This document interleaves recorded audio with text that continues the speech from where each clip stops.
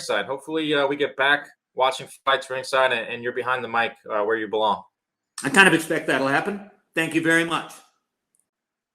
Of course, I'd like to call fights, and I think if coronavirus hadn't hit, I would probably be calling fights somewhere at this time. But coronavirus did hit, and the landscape has changed, and we'll have to see what happens. The world isn't going to rise or fall on the question of whether I call fights again, but I certainly do want to do that. What's up, fam? Welcome to Big Faces Worldwide, where we talking nothing but this boxing, man. Hey, man, listen, first off, I want to welcome all y'all here to the channel. And like I always say, fam, if you're new here, I want you to be here. So think about hitting that subscribe button as we stay knee deep into this boxing conversation, man. Now, Jim Lampley, who has been a staple in HBO sports broadcasting for over 30 years, man. That's right, Jim Lampley first started for HBO in 1988. He continued on till 2018. He called all the HBO championship fights, HBO After Dark, HBO Legendary Nights. He was there for all the big moments, man. He was there when Buster Douglas upsetted Mike Tyson in Tokyo, Japan.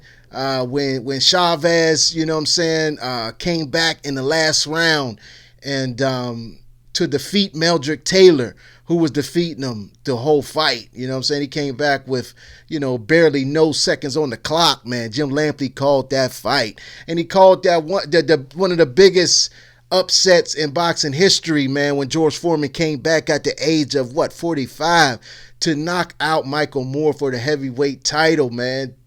Jim Lampley was there saying, it happened. Yes, that was Jim Lampley, man. Jim Lampley, used to be one of the best. Well, he still might be considered one of the best commentators in boxing history, man. But over the years, especially the last decade or so that he was over at HBO, Jim Lampley, he made a turn for the worse, in my opinion. You know what I'm saying? He started to, he was really disrespectful to Floyd Mayweather in his career. He seemed to have a disdain for black fighters, and he was trying to build up the Eastern European fighters, Sergey Kovalev's, the Triple G's, and when Lomachenko came on HBO when he first broke out, man, he was like the best thing since sliced bread, according to Jim Lampley. I mean, he came out the gate supporting these guys, man. Which all those guys I named were talented, but some fight fans found that offensive, including myself. And Jim Lampley became one of the least favorite boxing journalists on air, man. And I think that all that what I just said contributed to the fizzle out of HBO, man, and eventually having to shut down his boxing program, man. But Jim Lampley, he's good at what he does. He is good at what he does. His voice is recognizable. He knows all the right things to say. It's just some personal issues deep within. You know what I'm saying? And then he came with the show later on, towards the end of HBO boxing, called The Fight Game. And, where he further put these fighters on the pound for pound list. Some fighters we had never heard of. Some fighters who have not warranted that type of exposure. But Jim Lampley preferred them over the African-American fighter or the Hispanic fighter. Some fighters of certain color and disfavored other fighters of another color.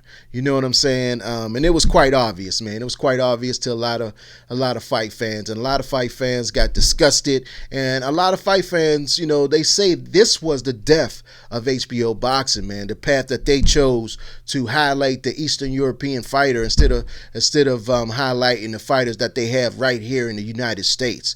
The Hispanics and blacks, not to be keep harping on race, but Hispanics and blacks run boxing, man. We have they have more champions than any other race, man. You look at the pay-per-view numbers, man, and you know what I'm saying, the story tells itself, man. But yeah, Jim Lampley, you know, you cannot, all that I said about Jim Lampley, you cannot take away his credentials. You know what I'm saying? People love to hear his voice. You know what I mean? He's exciting. He knows what to say.